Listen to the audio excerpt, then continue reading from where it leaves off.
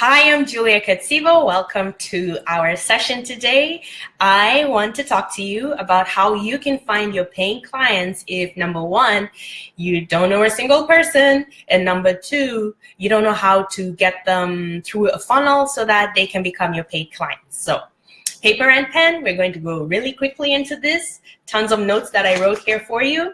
And hopefully you're going to implement what I share with you today so that you can start seeing your paid clients before the end of the month. If I'm being a little bit too ambitious, before the end of next month, okay?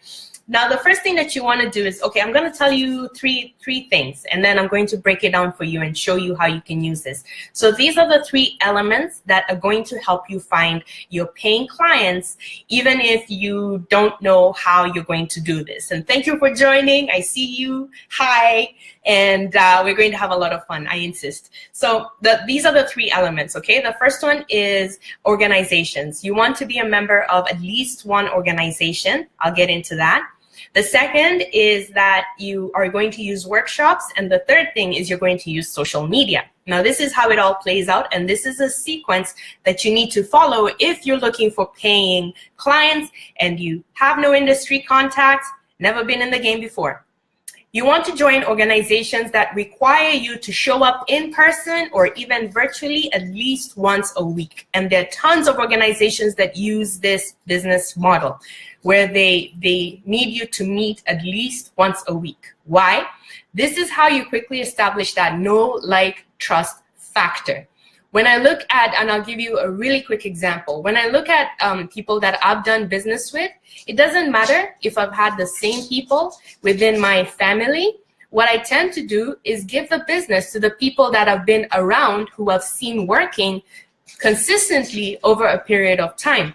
And that is true of all of us. So what you want to do is look at any organization, and you don't have to be fanciful. It doesn't have to be an industry organization.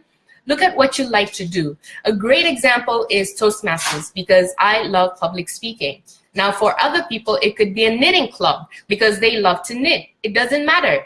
Go join an organization in which you meet at least once a week, and you can build relationships with the people who meet. And this is where you're going to get a lot of your initial support from. Now, that's the first thing. So, as of today, I want you to really sit down, think about the things that you're into, what you like to do, look at the organizations that you're into, and then ask yourself if you can commit to being there at least once a week. If not, check out. Look at something that you can be involved in for the next year to the next 5 years.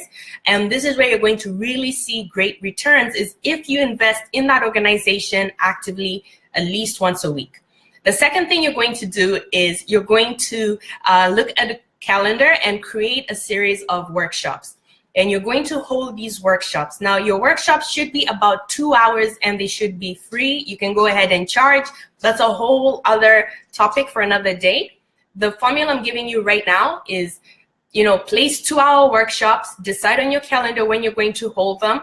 Make sure you have a couple of weeks so that you can promote them, and I'll show you exactly how using social media. So your workshops are going to be 2 hours long. At the end of the workshops, you're going to invite your attendees for conversations. And during your conversations, you're going to then invite them to work with you in one of your programs that's going to be at least 4 digits, right? So the workshop, now you may be wondering how you're going to create it or what it should be about. And this is what we do. Look at the results of working with you. What is it that someone walks away with? So start with the end result and write it out backwards. So write out, all the steps that are needed that someone needs to take in order to achieve that end result with you. And you're going to look at the very first point, the starting point, which is the initial question that brought the person to the table to begin with. And you're going to take that initial question, that common pain, that problem that your person is having, and you're going to turn that into the workshop. This is how you're going to attract the people that you want to work with, who will most likely benefit from what you're providing.